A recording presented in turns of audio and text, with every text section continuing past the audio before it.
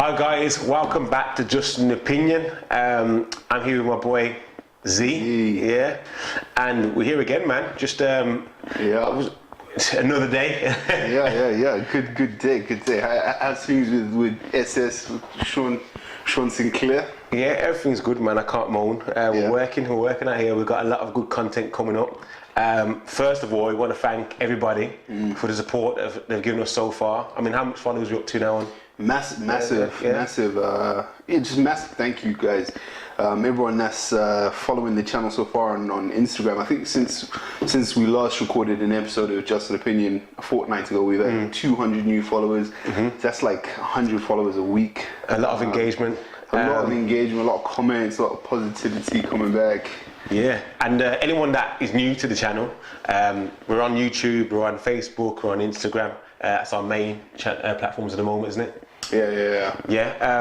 So yeah, thank you. What's on I think I today? want to start with what I've seen is then the man Ronnie Coleman, Mr. Olympia, 8 times Mr. Olympia. Big guy in the industry.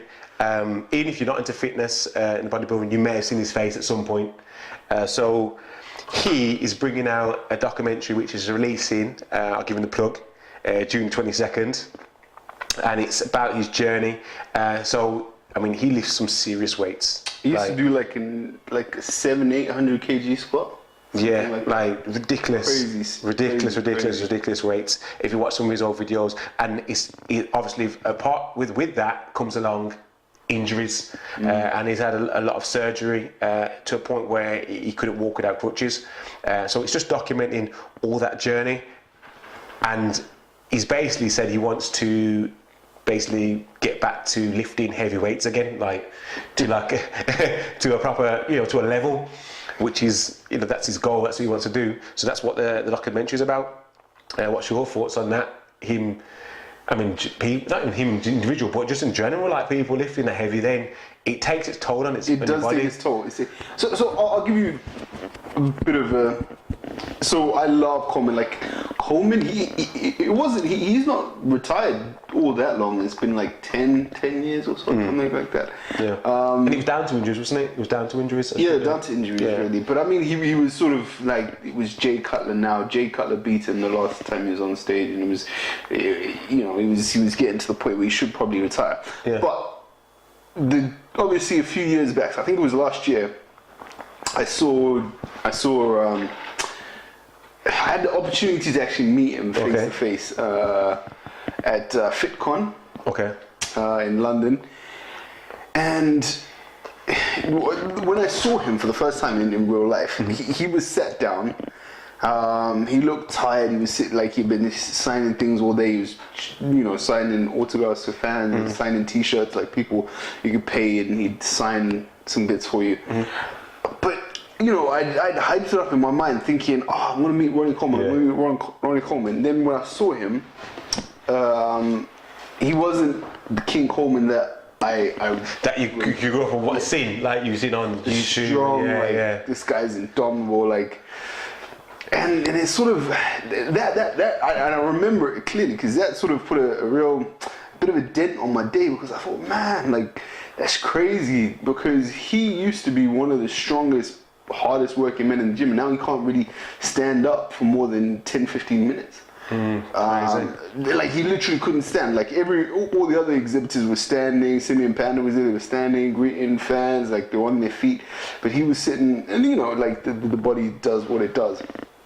So I mean, for me, I thought, if you're selling this whole bodybuilding as the way to go, as a way of life, and then to see a snapshot of what that is 10 years fast forward, I just thought, hang on a minute, this can't be right. And he's not, like you said, he's not the only bodybuilder that's in this situation. So for me, I'm hearing you say that he wants to get back into it. I'd say, dude, focus on, and then he finished off with his autographs, and he left, and he was on crutches, and I was just like, man, this is. He's a man. So I didn't even go and meet him in the end, because I couldn't do it. So. Well, one of his quotes was, the only regret he's got is that he didn't lift heavier weights. Right. So, like, I don't think he regrets it. I mean, if people want to live their life like that, I mean, that's what it is. It's his choice. It's clearly his choice. That's what he loves. He's made a career out of it. He's successful. He was successful. But it comes at a price. And I don't think clearly that doesn't bother him. Like, it doesn't bother him because he's still trying to get back to lifting. So like I don't know, man. Like it's weird. I mean, personally, I wouldn't do it myself. I mean, because you only got one body. But then, I guess is. So what's your opinion on it? So would you say that, like, because he says it's been worth it and he lift heavier weights, but do you think looking at him it was worth it? I mean, that's what I'm saying. I can base it on myself. I wouldn't do it myself. At the end of the day, I'm not going to put my body through that to not be able to walk later on down the line. However, he obviously lives and breathes this, like it's no different from, it's like an addiction in a way, isn't it? Like smokers don't care, you know what I'm saying, when they smoke it bad, isn't it? Not great. Yeah, but it's the same. I think it's the same kind of mind. Like if you have to smoke like it's damaging your body. This is what it can do to you, but they just keep smoking because they're not bothered, and he isn't bothered. Yeah. Smokers never win anything. Huh? Smokers never win, like they never stand on stage and like lift. Yeah, but he's still trying to lift, and he's not going to go and compete now. He's still trying to lift. Like, I reckon if he wasn't, he'd still be lifting heavy, even if he wasn't competing. So I think it's more of an addiction, man. Like he lives and breathes this, and that's what it is. It can be a good addiction. I think fitness and but I think this is bodybuilding, man. Like. This is the next level. That I don't think I wouldn't really call it is fitness, but it's an extreme. I mean, like at the risk of attracting a lot of controversy. Get a spinal. I personally think that bodybuilding has gone too far in terms of like the Olympia stage. Now, you've got to be huge to stand on the Olympia. It's almost too big. Yeah. It's almost like you see the guys on the stage, Phil Heath, Jay Cutler, it's so big and it's so bulky. And, that's the sport. They've got to get big. But to get that way, the extreme you have to push your body to, it's hard. So Ronnie Coleman. So, like, the reason Ronnie Coleman is where he is because the Olympia stage forced him to keep getting bigger because everyone else is just getting bigger and bigger. You're blaming Olympia then? Is that what you're saying? I'm just saying, it's the sport is rewarding. It's bigger and bigger and bigger. Like we're back in the day of Lee Haney and Arnold Schwarzenegger. It wasn't just all outside. There was art to it. There was the pose. There was shape. The shape. There was a lot of lines. Symmetry. More focus on the lines, more symmetry. But now, like, I don't know if you know, now there's this thing called the Camel Crew. Like, guys are flying out to Dubai. Now I know Nathan Diasha. He just won the New York Pro. They're going out to Saudi Arabia and whatnot, and they don't do anything. They don't work. They just train. They sleep, they eat, and they do their steroids. Like they live in like this little bubble, and they're basically manufacturing bodybuilders like Big Ramy. Some of these guys coming out huge. Like if you see the way Nathan Diasha just exploded, like he's just huge now compared to where he was like 5-6 years ago. Crazy, huge, but it's what the Olympia's demanding of people, like, to get to the pro. And I love the Olympia. I love the whole drama of it. But is it hurting people? Well, it's like, I mean, this is what I'm saying. My opinion is that I wouldn't do it, but then I'm not like them guys. But I do think it's a bit silly to ruin your body in a sacrifice for like maybe 10, 20, 15. How long will the bodybuilding career last, would you say? I mean, if you look at guys like, but I mean, at the same time, guys like Dexter Jackson. Dexter's like 50 some odd. How long does a bodybuilding career last, though, would you say? A peak bodybuilding career last, how long would you say? It's a funny one because 15, You can put 20 years can't in really put it. You can't really put it. You can, because you can do it on footballers. So I mean, you can give an average of saying that. Because I was watching a podcast today with Bernie Taylor. Yes. This old bodybuilding, and he's like in his 70s. Yeah. And he's bodybuilding. The guy's jacked. Yeah, but I mean, like, that's the one-off, though, isn't it? Like, when do bodybuilders normally? But you can get they're still bodybuilding it like masters and like. Okay. So if we maybe the best way to describe it is when does the elite stop? You still can compete. Where's your peak? Where's your peak in the elite? How long do you stay at elite for? To win. Yeah, to stay at that level. Because obviously that's the reason why they're pushing themselves in it. So maybe 10, 15, 20 years. 20 years. That's enough. Maybe if that would you say? So that is it worth giving 20 years of your life to not really be the same for the? I mean, you know what I'm saying? Like for the direct after that, if you make it to that. Yeah, I mean it's a difficult one because I can see, I'm playing devil's advocate here, but I can see why you'd want to live your life doing what you love. Yeah. Doing. But at the same time, like you're saying, like you've still got a lot of other living to do. Yeah. Well, maybe that's what they live for. So, boy. Me personally, I mean, as much as I love, I do the training and stuff because for the purpose of looking after the body, being healthy and so on. You know what I'm saying? But I'm never to the point where I feel it's going to destroy my body. I just don't see the sense in it. It's like, but then maybe I'm not on the same kind of a wavelength for these guys. Tricky one, bro. That's a tricky subject you just pulled out, man. It's hard because I can literally hear both sides of everyone's argument. Like, why would you live life as a sheep when you could be a wolf? But then why would you live life just without thought of the future? A wolf will not. He's not going to go out like a bodybuilder, man. You can't phase out a wolf. But you know what I mean? I guess we're going to get out of bodybuilders. I mean, the bodybuilders, the henchmen and that, the people that compete. Why would you be a lion among sheep? When you could be a lion, why would you live as a timid little sheep? That's I see these guys on the pose down there, that's what they live for. So I get, you can't take that away from Ronnie. He's King Coleman regardless of what he looks like at an Yeah. It's hard. Same thing about Muhammad. I mean, going back, same thing about Muhammad Ali. Look at that. I mean, would that same? He took the battle, he's saying his career. I mean, I guess he didn't plan for what happened to him, but it was almost the effects. But they say he there was a point where he should have stopped and he kept fighting. Well, there you go. Then that's it. Maybe it's we don't know. That top elite. When you're at that point and you're addicted to the winning, you love the training, you love everything about it, and then it's the point where you just don't know where to stop, innit? That's crazy. I'm trying to get he's not the only guy that happens. It obviously happens to you. We know that. I mean, genuinely, I don't think Ronnie Coleman should be lifting anything heavy ever again. He's But then if he's been doing it all his life, that's what he's been known for. It's almost like taking away his power. You know what I'm saying? That's how you're going to look at it, you know what I'm saying? But at the same time, his family shouldn't have to be visiting him in hospital. Well, you reckon he cares? I mean, I don't know. Obviously we talk about Coleman.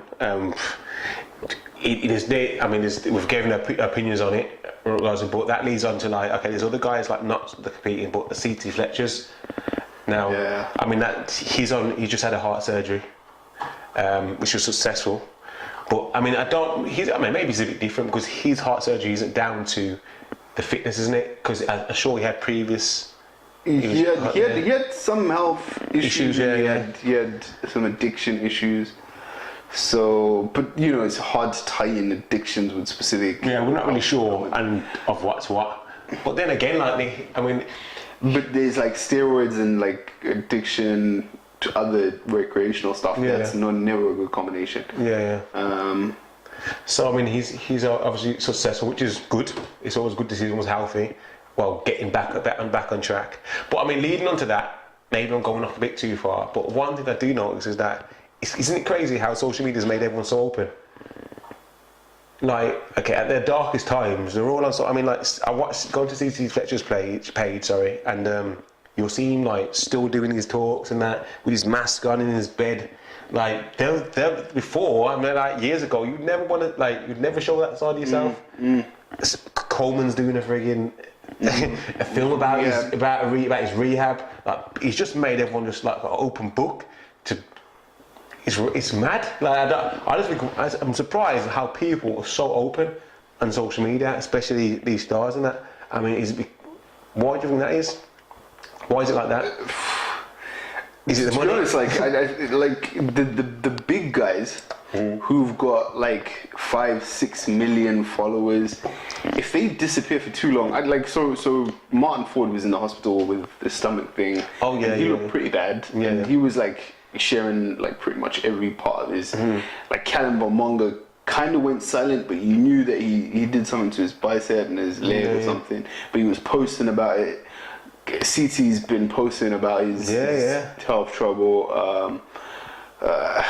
So with a lot of these guys, I don't know whether they just need to let their fans know what's going on, like what's going on. Maybe they feel like owe it to them, innit? Because it's been support, isn't it? Like I mean, I feel with the CT Fletcher thing, like I think he feels like he plays such a big part in people's lives because when people connect on that level, I can imagine they do get a lot of DMs at the support that he gives them and so on, and I see him like just. I think I posted the other day, and it was like somebody messaged him talking about being overweight and not going to the gym, and he was like, basically, what I'd say to them is just fuck them in it. Like that's what he was. But that's still at the point where he's going to a massive operation. He's still giving that encouragement to other people. I actually met CT Fletcher at FitCon last year, and he was like vibrant. He was strong. He was like on his feet. I've seen him. I did see him before. I did see him. So for me, it hurt me. Like I've just been rooting for him, man. So it hurt me to see him in the hospital and stuff. Maybe it is good for us to go through these things together. So social media gives us a community that we probably didn't have before. Yeah. Who knows? Like. I don't know what his family situation is, but he's got a wider family and all the people that he's met and he's touched and all that stuff. So yeah, I mean, it just gives you hope. Like it connects you to a lot of people, isn't it? I just thought it was an interesting thing that I just found out like they're just people that share everything. Yeah. In the bed, like everything connected to him and so on, and just being open. You know what I'm saying? Like you think, whoa. On a slightly lighter approach to that, like, do you know, I've seen my boy Pete the Freak Lawson. Oh yeah, I love he's Pete. He's been getting like cupping done. What does that cupping mean? Shit, yeah, Pete's always put it off. Pete gets out. I've seen that. What is that about? Yeah, like that. I'm not sure. I think it takes toxins out of your system. Don't quote me on that. This is what I think so though. I think bro, that just looks and then there's like little blood puddles. Dude, like it looks like they're sucking something out of his leg or something. Dude. Yeah, check that. Yeah, dude. Like I'm not sure what it is for. Like, does it release tension? I don't know what it does. I don't know what it does. And it like leaves like dents in his leg. It's crazy. It's getting a lot of on his leg, wasn't it? Yeah. So like a little plug. Yeah, go check his Instagram. Go check. Pete, man, he's a good guy, man. Big guys. Guys coming up soon. He's got a competition. He's a big guy. Like this is what I'm saying. Like he's in his 40s now, I think. Yeah. And he's only hitting a stride in bodybuilding. Yeah, so I mean it's difficult to say in terms of how long your career is in bodybuilding. Because like Dexter's like in his 50s and he's still like cleaning the floor with guys 20 years younger. So it's hard. I mean, we'll see what. Put your thoughts in and just let us know, man, what your thoughts are. If you're a bodybuilder, let us know. My opinion is bodybuilders getting too big. I said it. My opinion is something. Health is first, man. Like for yourself, like get as big as you want if you're capable of doing that. But if you want to put your body at risk, what's the point? You know what I'm saying? Like I love bodybuilding. I love seeing big guys on stage. But if you're just getting big for the sake of getting big, then you know. Would you say bodybuilders insecure? The big ones. What, you think they look in the mirror and think like, am I? I reckon they do. Do you think that? I think guys that want to get a big. So I do get that impression sometimes. That guys that want to get that big, insecure at some point. That's my opinion. Yeah, like I don't know. Like, I'm just saying, like. They compare themselves to other people. Like if you're comparing yourself to Big Ramy, you're always gonna feel small every day of the week. Like Phil Heath looks small next to Big Ramy. So like, and Phil Heath's a big guy, and he's bigger than most of us. But he must have left thinking, right, I was looking small against that guy. But it's a funny one. Yeah. Well, that's it. That's it on the bodybuilding section. There's another one. Well, let me look into the system. Let me get it up. So there's another thing I wanted to talk about, which is a lighter note, positive note. Positive. So sprinter Leon Reid won a medal at the Commonwealth Games for Northern Ireland, and they haven't won a medal in athletics since 1990. Northern Ireland. Yeah, Northern Ireland. Northern Ireland. Yeah, right. Yeah.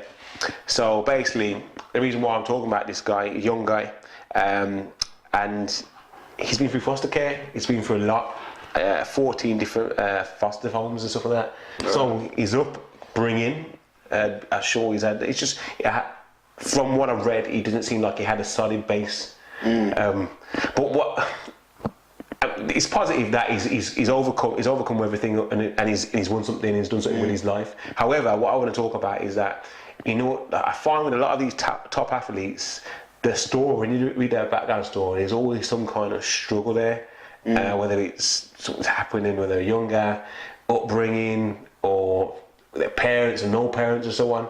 That successful people in general, they always have that drive. Do you think that's important? Like, do you think that's important?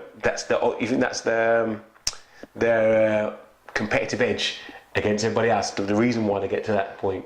You think he can focus and set his energy like deep down to all these struggling times, and like push his energy into like competing? That's what I think. Unfortunately, I think he's the exception to the rule. He's obviously had a lot of tough circumstances, 14 foster homes, all this stuff going on, like just shaky upbringing. A lot of people in that space wouldn't make it where he's made it. Unfortunately, they'd end up in prison. So I think so I don't think he's made it because of his circumstances. I think he's made it in spite of his circumstances. You know what I mean? I think he's made it. No, I think that his circumstances made him the person he is now. Sometimes it makes or breaks people, like you said. Sometimes it does break people, or some people choose to focus their energy and it puts it somewhere else and they end up elsewhere. However, he's centered his energy into the athletics clearly, and he's done well. And I think once you can do that, when you've had these struggles and so on, I think that's what makes top athletes. Like, if you do your research on a lot of these top athletes, maybe not so footballers, but I mean, I'm talking about the best of the best. Like, I don't know, like Floyd Mayweather's upbringing, same way. He wasn't like overeating, hunky-dory and so on. But he's the best of the best, and I reckon they just dig deep. Tyson, you know what I'm saying? He was found out he used to get bullied and so on. Went to the gym, and that, you know what I'm saying? Like, somebody took that energy and then put it somewhere else into the boxing. I'm sure the same thing with Anthony Joshua. Like, his upbringing wasn't really like that cold, clean cut, but his energies were focused into a sport. And I think that when they focus into a sport, and they've got to be talented. Don't get me wrong. You've got to have that talent, but I think that extra drive, you know what I'm saying? Talent can only get you so far. So you're saying that to make it big, you have to have had a tough. Don't have to, but I think they have a competitive edge, which because this is weird. They have a competitive edge, man. Like, if you're relaxed and you just cruise through school and everything, and you're always good at it. Like, for example, I always say, and I might be blabbering, I always say I would never go. I'm quite good at boxing. I'd say as a spar and so on. Yeah. But I'd never go into the ring and fight proper because I haven't got that. I don't really, you know, like, it isn't. I haven't got that I want hunger, and that's the difference between the top fighters and the people that are good. Because if I go into the ring and haven't got that hunger, someone will have the edge over me. It doesn't matter how good I am. It's only so far I can go. That's why Tony Bellew knocks out what's his name, David Hay, because he's got that hunger. Shout out to Tony Bellew. I don't know. I personally, I don't agree with your opinion, because I think that all of the people you've named have grown up in tough circumstances, yes. Yeah. But they aren't necessarily where they are because of their circumstances. They are in spite of their circumstances. I think. What I'm saying, I'm saying. Otherwise, if by your logic, okay, everyone in Floyd Mayweather's hood would be a champion boxer. No. What I'm saying is, once they get to that point, what I'm saying, of course, you have to be a person to be able to get out. You got to be the kind of have a mindset to get out of that. You're going to want to do something first of all, but once they're there, they still have that drive. Like they know, like they've had the hard times. You know what I'm saying? I can't. This is what I view it like. I think these guys can just draw different energy because they've felt these different emotions because they've been in a bad place. You know what I'm saying? This is what I was saying. If you agree with me, like this is what I view things. With because I do a lot of research and a lot of people and stuff like that, and not only in fitness but just general, like you just find that people that have gone through crap tend to end up on top. Like the people that they have to get themselves to a position first. I'm not saying everybody. So I'll give you an example, two examples that completely buck that theory. Tiger Woods had to have. He would have never been able to be the world's greatest golfer if he had tough circumstances, because the sport he wouldn't have afforded the sport from an early age. That sport. Well, he's golf and Lewis Hamilton, Formula One. Hamilton. Yeah, his dad put him through, but he's up. I haven't finished. Lewis Hamilton, the Williams sisters. The Williams sisters, bro, you know where they're from? They grew up in Southampton, but they had a mum and a dad. They had. They were tough, but their dad took them out they had a stable situation. Yeah, their dad took them out of their circumstances. That's what I'm saying. But I feel they had equipment bought for them. They had stuff like they couldn't. They trained. They were stable enough. I mean, they were not accepted into the sport full start at first, man. They had to prove themselves. Like I'm saying, they still had to commit. If the system, if they were set straight away, like they didn't walk the tennis, bro, like that. They walked like, hey, we're black sisters, we're gonna go with it. No, they didn't. But they had the support structure. They had the family there supporting them. Yeah, but I'm not saying you're really looking at it as like very black and white. What I'm saying is that they still had a focus, that they had a chip on their shoulder. They couldn't just walk there and say, okay, then we just want to compete, and everyone's gonna accept that. They still had to go for the struggles to get to where they were, and I think that's what they drive on. Obviously, talent plays a massive part, but I just think that gives them a competitive edge. Like they've always thought they probably thought, which I think we have to be extraordinary. We can't go in there average. The sisters would never be in there if they were average. They had to be to the level they are to be accepted in the tennis. Okay, what you want to say? And that's the reason why they're there. Like same with Tiger Woods. Tiger Woods, if he wasn't extraordinary, he wouldn't have made it as an average golfer going through. Lewis Hamilton, if he wasn't extraordinary, really good at what he was, like over the top, better than everybody else, the average guys, he wouldn't have made it through that in that industry. But he wouldn't have made it. Your point is that everyone to get to the top, to the top of like a discipline, they have to have had a tough. No, I'm not saying everybody. I'm not saying everybody. But I'm talking about the top elite guys. You find that there's always the top. And I'm talking about everybody. I'm talking about the very top guys. That seem to have the same story. That's what I feel. That broken home. Not broken home. I'm talking about struggles. It don't have to be broken home. It could be someone passed away. Everyone goes through struggles. Everyone goes through struggles, but not like 14 foster homes. But I'm saying it's different. I mean, like I feel like I'm not saying everything. I'm just saying like you really like being. You're just being like, oh, you're picking. I've said the 14 foster homes one guy because it's him. But no, I know what I'm saying. He's inspirational. He's inspirational because a lot. What I'm trying to say is a lot of people in that situation would have been in gangs. Would have been. Why? They have a choice. You can't say that. Or they would have just. settled with excuses, because he's got a whole load of excuses just to be average. Yeah, exactly. Yeah. So I don't think you're right. I agree with you to a certain degree, but I think a lot of those people, Floyd Mayweather, he's the exception to the rule. I don't think if you go through the crap that Floyd Mayweather went through, like he had a dad, like I think they're more like the exception to the rule. Nah, bro, there's a lot of other boxers coming up now. I mean, more so now it's different because obviously he's putting them on.